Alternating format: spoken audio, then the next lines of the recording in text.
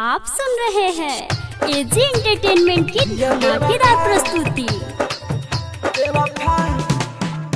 Music by Kanchan Raj, Hajipur Vaishali. Mix by AG recording studio. जिंदगी का मार के ले गइलो खाड़ के, जिंदगी का मार के ले गइलो खाड़ के, कैलस के हो नहीं माना कि बिया बेवफा बड़ी रे संजनावा, बिया बेवफा बड़ी रे संजनावा, बिया बेवफा बड़ी रे संजनावा, बिया बेवफा बड़ी रे संजनावा। हम जिंदगी का मार के ले गइलो खाड़ के,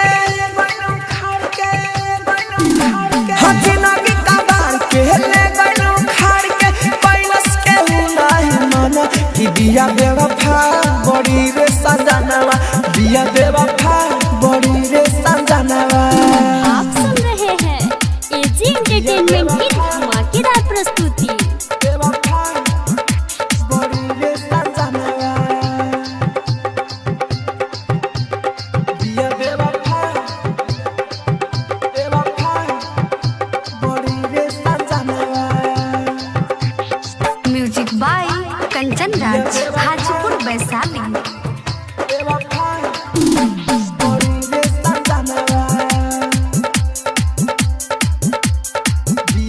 mix by AG recording studio.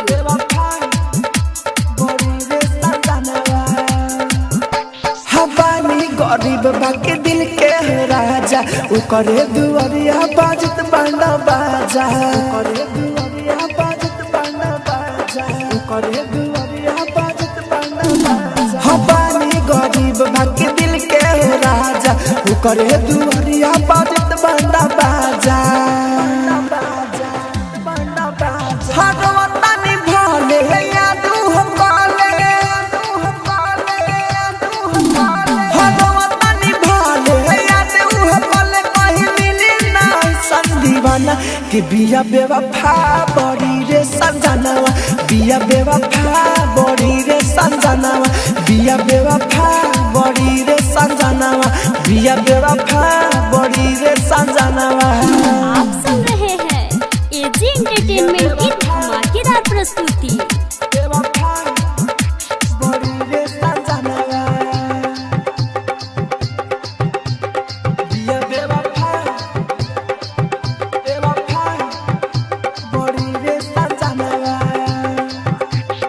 Music by Kanchan Raj, Hajipur Vaishali.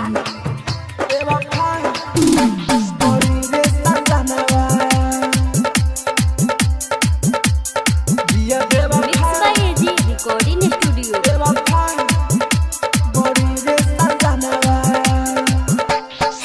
राजा धानी न बनिए हो पागल, ओकरा के छोड़ी ओकर दे दिए पलागल, ओकरा के छोड़ी ओकर दे दिए पलागल, ओकरा के छोड़ी ओकर दे दिए पलागल। राजा धानी न बनिए हो पागल, ओकरा के छोड़ी ओकर दे दिए पलागल। हाय अमित आशिक कैलस ना ठीक,